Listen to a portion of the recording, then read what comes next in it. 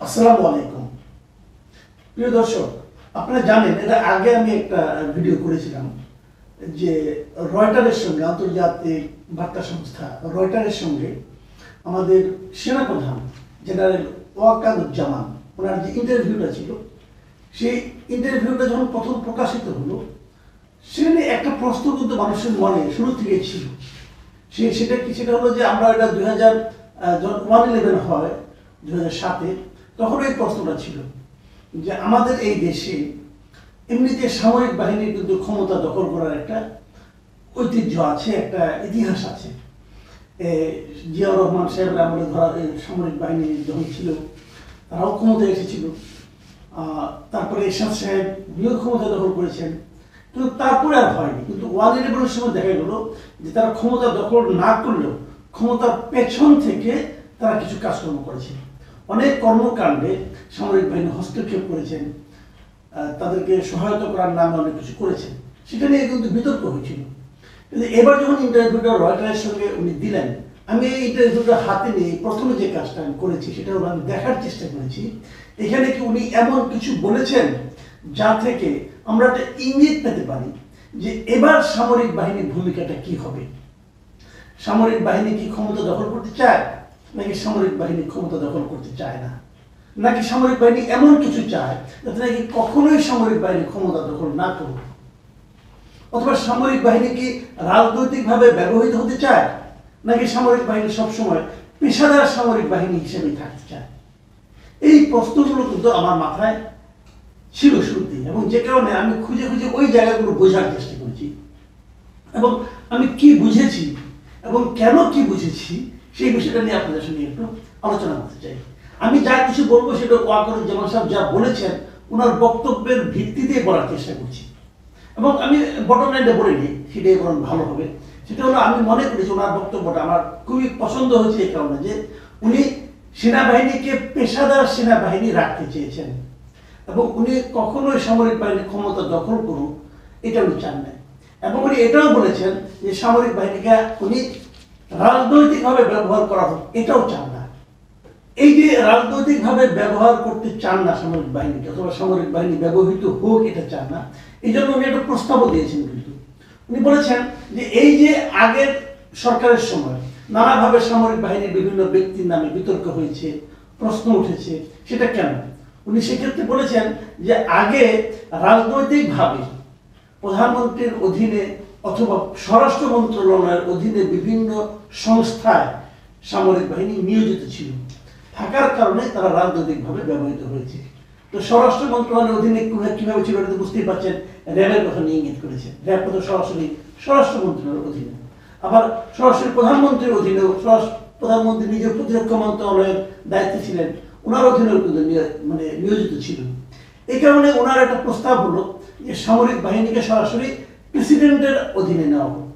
এই প্রস্তাবটা কিন্তু উনি এখানে দিয়েছেন।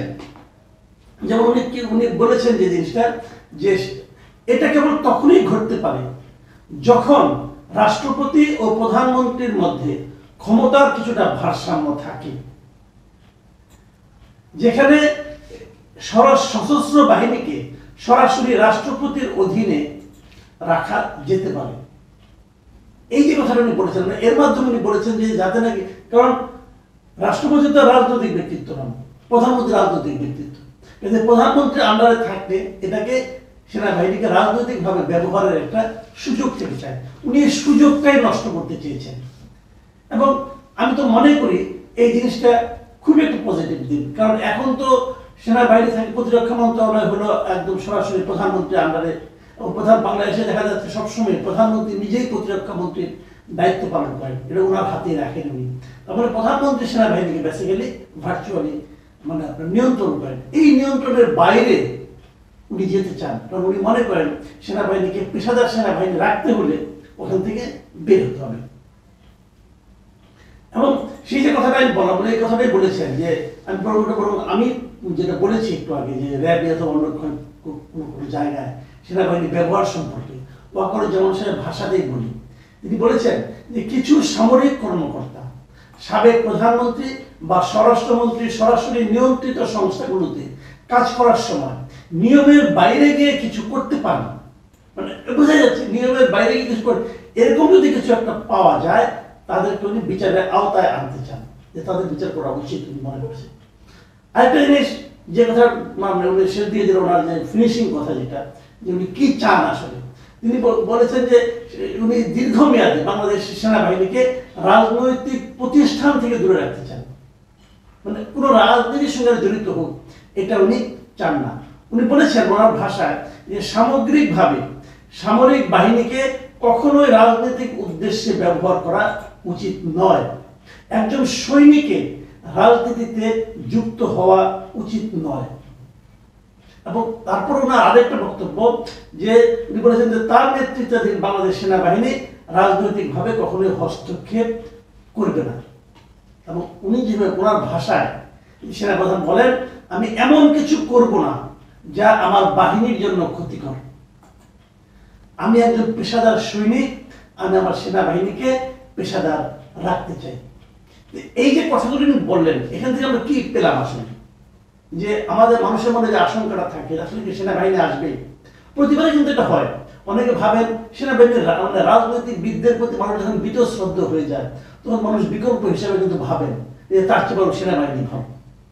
এবং প্রতিবারই যখন সেনাবাহিনী আসে তখন আমরা দেখি যে মানুষের মনে একটা আশাবাদ থাকে যে সেনাবাহিনী আসলে ভালো হয়, এবং অনেকে হাততালিও দেন সেনাবাহিনী এসেছে, এখন হয়তো আমাদের রাজনৈতিক দুর্বৃত্তপনা থেকে আমরা বাঁচতে পারবো।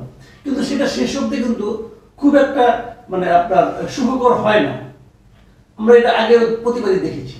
তো সেই জায়গা থেকে আর সেনাবাহিনীর জন্য সেটা খুবই একটা বিব্রতকর ব্যাপার হয়, কারণ বাংলাদেশের সেনাবাহিনী কিন্তু একদম কম না, এখানে প্রায় আপনার 1,30,000 সদস্য আছে সেনাবাহিনীতে, এবং এটা জাতিসংঘ শান্তিরক্ষা মিশনের যে সবচেয়ে বড় অংশীদার যে কটা দেশ আছে তার মধ্যে কিন্তু বাংলাদেশ একটা।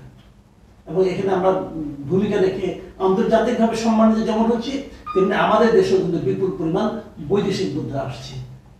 তো এই জায়গাটা নিশ্চিত, এই জায়গাটা নিরাপদ রাখার জন্য কিন্তু ক্ষমতার সঙ্গে সেনাবাহিনী একটা রাজনৈতিকভাবে ব্যবহার না করার একটা শর্ত কাজ করে, এবং সেই জিনিসটাই এই জেনারেল ওয়াকার ব্যক্ত করেছেন। সেনাপ্রধানের এই বক্তব্য আমার কাছে খুবই ইতিবাচক মনে হয়েছে। উনি যে কথাটা বলেছেন যে আমরা সেনাবাহিনীকে পেশাদার রাখতে চাই, এটা খুবই একটা ইম্পর্টেন্ট কথা।